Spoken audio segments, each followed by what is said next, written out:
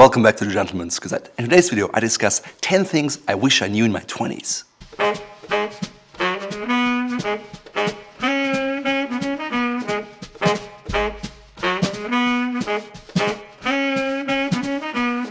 I'm currently 34, but my life has changed a lot and it's dramatically different than it was 10 or 15 years ago. Today, I wish I could go back in time and tell my younger self a few things that would help me tremendously. However, that's not possible, so I hope you can learn from my experiences. So without further ado, the number one thing that I wish I knew in my 20s was that you cannot save your way to prosperity.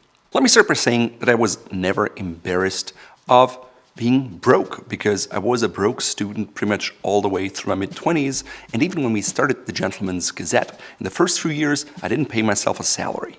That meant I almost never bought new clothes or new things of any kind.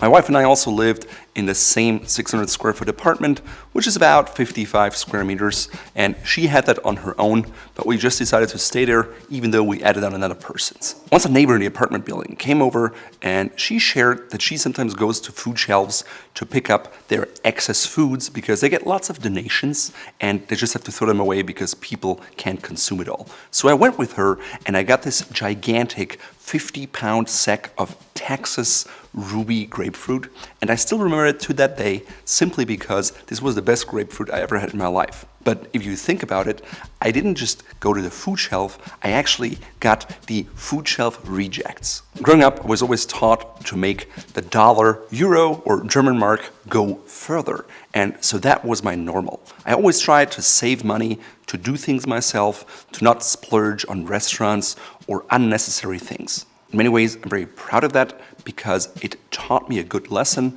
of even making the most out of things when you don't have a lot. However, eventually my father-in-law Tom shared a story at a point where he realized that he could not save himself into wealth and instead just had to make more money so he could get the things and do the stuff he wanted to do. That really rang home with me. Up until then, I was just comfortable where I was at, and I was just trying to make as much out of what I had as possible. That meant I never really got the things that I truly wanted, but just the things that had an extremely good value ratio. Things that were on sale, things that were good deals, things from vintage stores that were very inexpensive. Now, once Tom shared his experiences, it really dawned on me.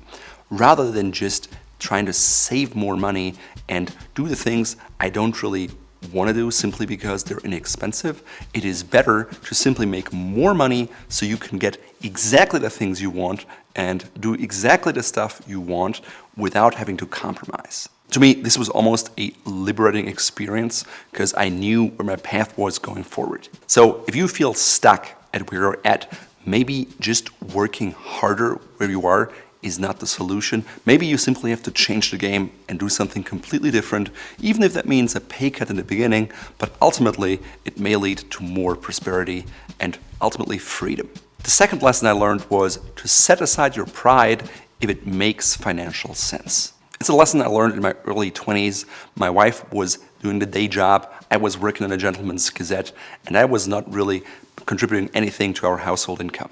Then my wife lost her job, and we could have gotten by taking low-paid hourly jobs at McDonald's or Target, but her parents offered to help us. Initially, I wasn't happy with that because I had always been raised to be very independent, but we thought about it and agreed to take them up on their offer to help because it enabled us to pursue the things we wanted to do. My wife got an MBA, and I continued with Gentleman's Gazette, which eventually would lead us to financial independence. I realized that starting off on a good financial foundation was more important than my personal pride. So what did I learn from it? If someone offers you genuine help, take them up on it, especially if it's family. That may also mean that living with your parents is your best options, even though you could afford an apartment, but at the same time, if you live at home, you may be able to pay down your student loans more quickly. On the flip side, that means you never want to take advantage of other people, and you really want to work towards a point where you can thank them for their help, but discontinue with it simply because you can now support yourself. I find that doing this in a very planned manner enables you to just rely on help for a very short amount of time and then really stand on your own feet, which can feel very liberating and accomplished. The third thing I learned was that college or graduate schools aren't always worth it. I know it's a hot topic right now with rising costs and more students graduating with tons of debt. Personally, I went to law school in Germany, but a year in, I realized I hated it, and after the internships, I also never wanted to work in law. However, at the time, I would have created a lot of debt if I would have just dropped out, so I just stuck with the school. Looking back, if I had just started my business right then and there, I'd probably be much further ahead today. I would have also learned a lot very early on.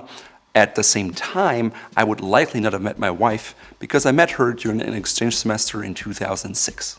That being said, for someone weighing going to college or not today, I think it really pays to ask yourself, why am I going to college? Do I just go so I can party hard and have to wait until my grown-up responsibilities set in? Or do you maybe just go to college without knowing what you really want just because everyone else in your peer group is going?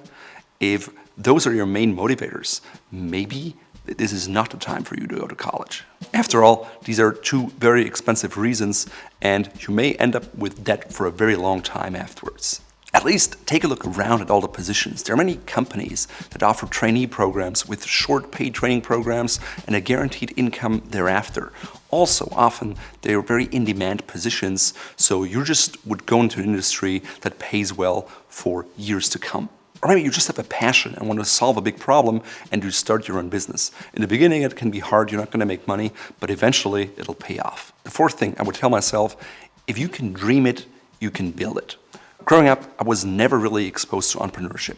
My parents were employed, their friends were employed, and I simply didn't know anyone who was an entrepreneur.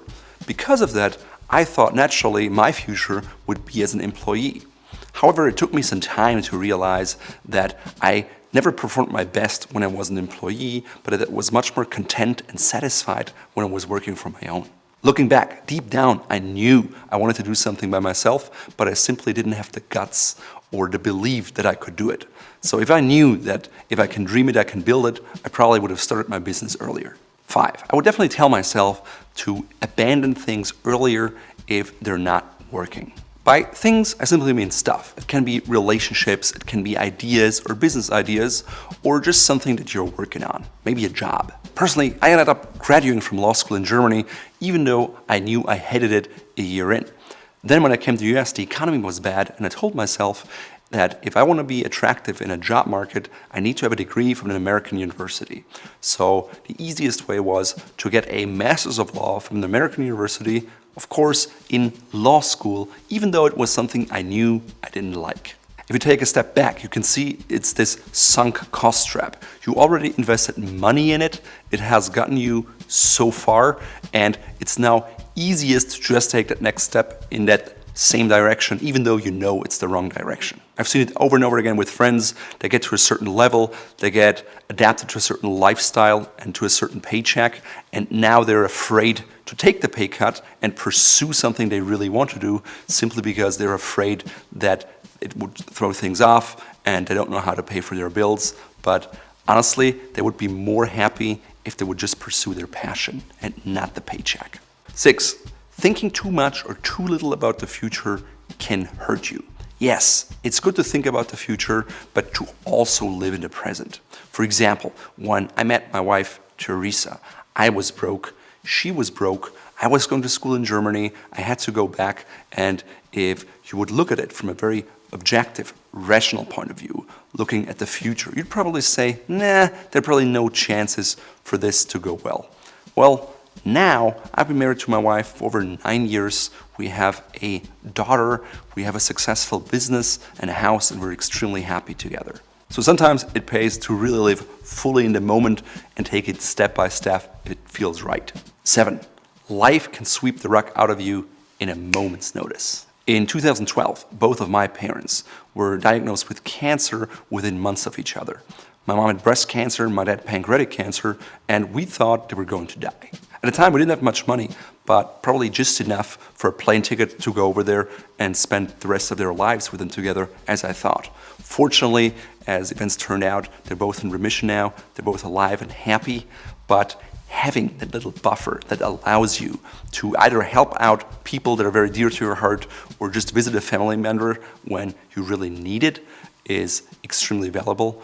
And it just shows you can prepare for the future, but you can never really prepare for all eventualities. So again, it's good to plan, but live in the moment and understand that you can't just prepare for everything out there, and you have to take things as they come to you. The 8th thing I wish I would have known earlier was that you can teach yourself anything if you really want to.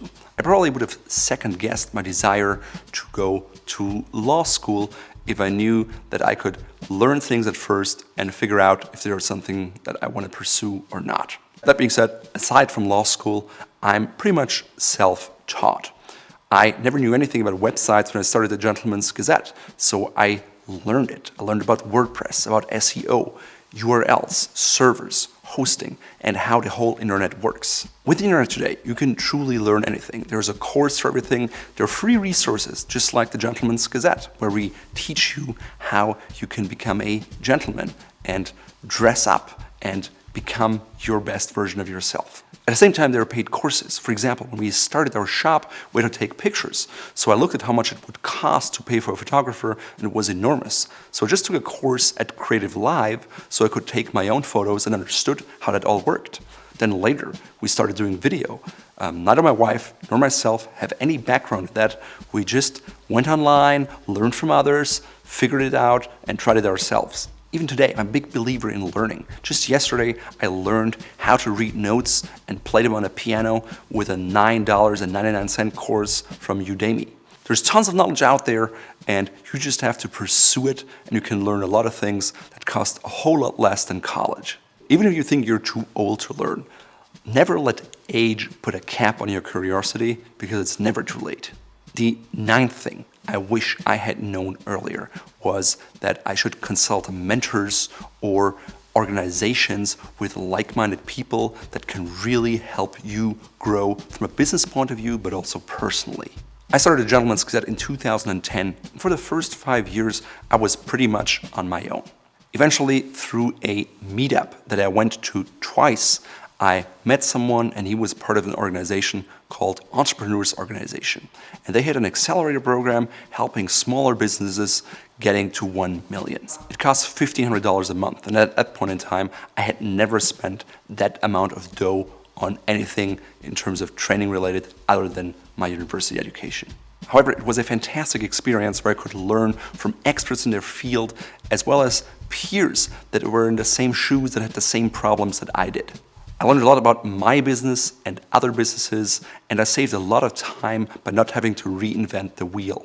Today, I count some of the members among my closest friends as just an incredible support community. Both myself and my business have grown much, much faster than they would have on our own.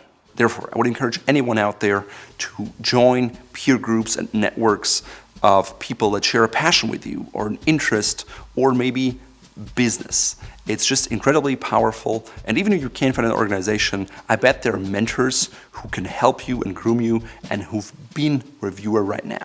Last but not least, one of the most important things I would tell myself is to delegate, delegate, delegate.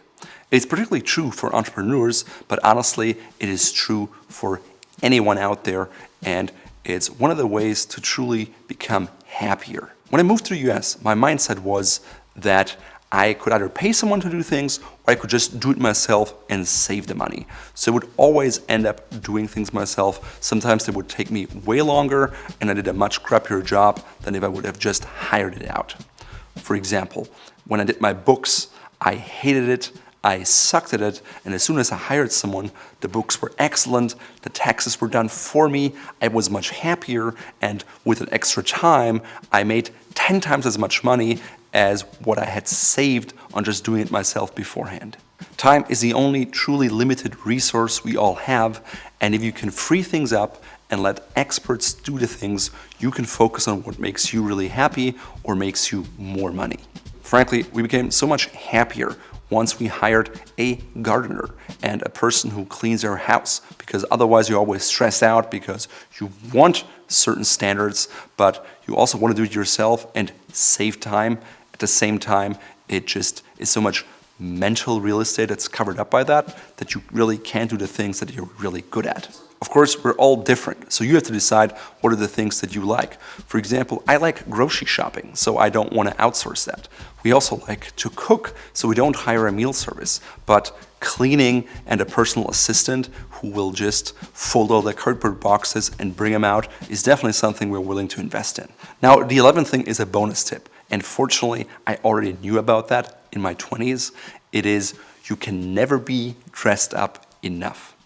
Now, that's a bold statement, and of course, there's no point in showing up in a tuxedo outfit to a baseball game.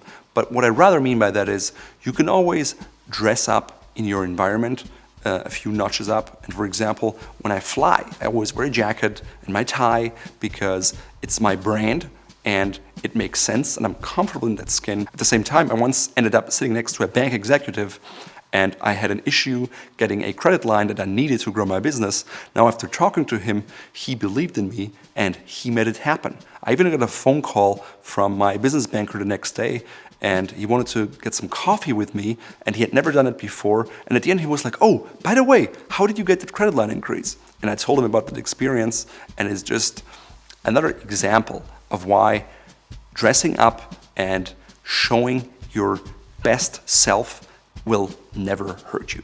In today's video, I'm wearing a typical outfit that I would wear when I fly, for example. It consists of a jacket, of a vest that I can take off if it gets too hot, but it keeps me warm, a light blue dress shirt with a tie that is patterned. It's from Fort Belvedere. It's a larger pattern than my houndstooth waistcoat, and it works well with the orange pocket square I have. Both of these items can be found in our shop. For my pants, I'm wearing a pair of navy corduroys paired with a navy and light blue shadow striped sock from Fort Belvedere, which you can find in our shop here.